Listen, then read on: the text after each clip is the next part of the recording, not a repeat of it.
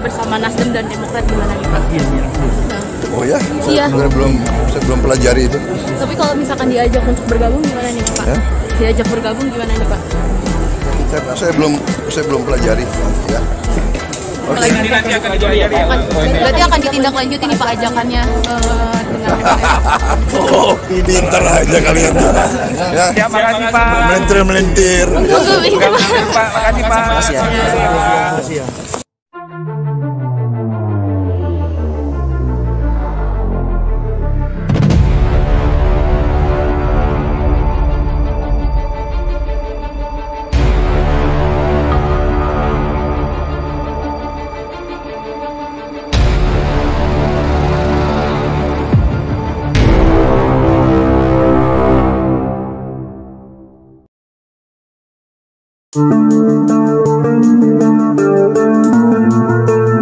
Nasdem minta Prabowo ajukan kadernya jadi cawapres Anies. Benar-benar menghina Gerindra. Ditulis oleh Ferry Padli. Kalau dibandingkan dengan Gerindra, sebenarnya Nasdem tidak ada apa-apanya. Gerindra baru berdiri pada 2008, tapi sudah mengantarkan kadernya sebagai cawapres pada Pilpres 2009, yaitu Prabowo. Kemudian di Pilpres 2014 dan 2019, partai ini selalu mengusung kader sendiri sebagai capres. Sementara Nasdem 2 kali ikut pemilu, tidak pernah sekalipun mengusung capres atau cawapresnya sendiri. Kerjaannya hanya mengekor ke Jokowi. Berharap dapat limpahan suara dari pendukung mantan wali kota Solo itu. Jangankan mau nyapres sebenarnya, nyalon gubernur DKI saja, kader Nasdem tidak ada yang berani. Begitupun dengan perolehan suara. 2 pemilu terakhir, Gerindra selalu masuk 3 besar. Terakhir pada pemilu 2019, partai ini mendapatkan suara terbanyak kedua. Sedangkan Nasdem pada pemilu 2014 berada di urutan ke-8 perolehan suara terbanyak, dan pada pemilu 2019 berada di posisi ke-5. Untuk Pilpres 2024 nanti, Gerindra juga sudah punya capres sendiri, yaitu Prabowo. Sedangkan Nasdem masih juga mengusung orang lain yang bukan kadernya, yaitu Anies. Agak unik memang partai ini. Katanya mau merestorasi Indonesia, tapi kadernya nyalon gubernur DKI saja kagak berani. Kalah sama Farhad Abbas dan Rhoma Irama. Kedua politisi kaleng-kaleng itu, meskipun partainya partai idaman dan partai pandai gurem, tapi mereka berani mengatakan siap nyapres. Begitupun dengan Novel Bakmukmin.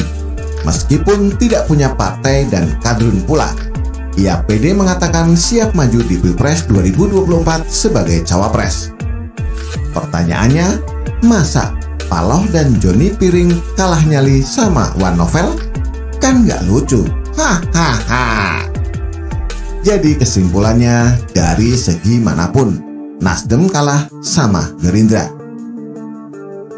Kader partai yang mantan sekjennya Rio Capella tersandung korupsi itu tidak tahu diri pula. Jelas-jelas Gerindra partai pemenang pemilu kedua dan dia kelima, malah minta Prabowo mengajukan kadernya sebagai cawapres Anies. Kalau Gerindra gabung dengan koalisi perubahan, maka Pak Prabowo tidak nyalon lagi. Bisa saja menyalonkan kadernya untuk jadi cawapres, Tutur Effendi Khoire, atau yang kerap disapa Gus Coy dengan nada seperti tanpa bersalah. Gus Coy pun mengatakan Anies sebagai capres yang diusung Nasdem merupakan harga mati, sehingga mustahil jika Gerindra berkoalisi dengan Nasdem tapi mengajukan Prabowo sebagai capres. Tidak hanya itu sih, kelakuan nggak ada akhlak anak buah Surya Paloh itu. Tapi ia juga meminta cawapres yang diajukan oleh Prabowo mesti yang bisa meningkatkan perolehan suara Anies. Benar-benar kader partai yang nggak tahu diri dan nggak paham sopan santun. sok ngatur ketua umum partai lain. Apa yang dikatakan oleh Gus Coy itu jelas merendahkan harkat, derajat, dan martabat Gerindra. Karena Gerindra lebih besar dari Nasdem. Si Nasdem yang kecil sok ngatur dia. Apalagi itu namanya kalau bukan menghina. Di samping itu, kan semua sudah tahu kalau Gerindra akan mengusung Prabowo pada Pilpres 2024. Hal itu sesuai dengan amanat Rapimnas Gerindra pada 12 Agustus 2022 silam. Gus Coy malah nyuruh-nyuruh Gerindra nyetor nama cawapres buat Anies. Ini jelas sama sekali tidak menghargai Prabowo. Dan kalau diperhatikan, tidak hanya Nasdem seorang yang berusaha merendahkan Gerindra, tapi PKS juga. Jubir Partai Dakwah itu M. Khalid seperti tanpa bersalah meminta Gerindra mendukung pasangan capres-cawapres pilihan PKS. M. Khalid beralasan PKS sudah mendukung Prabowo 2 kali.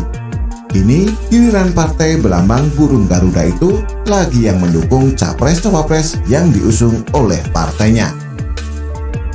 Ini anak buah Saihu pura-pura lupa atau biji mana kalau Gerindra itu sudah memutuskan akan mengusung Prabowo pada Pilpres 2024, malah ngajak mengusung capres pilihan PKS pula. Kan gak ada akhlak itu namanya.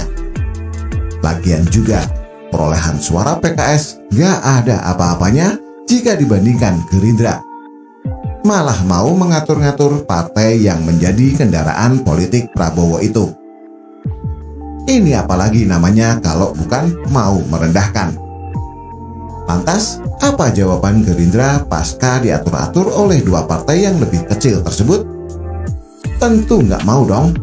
Di mana letak harga diri Fadlizon kalau partainya tunduk sama Nasdem dan PKS?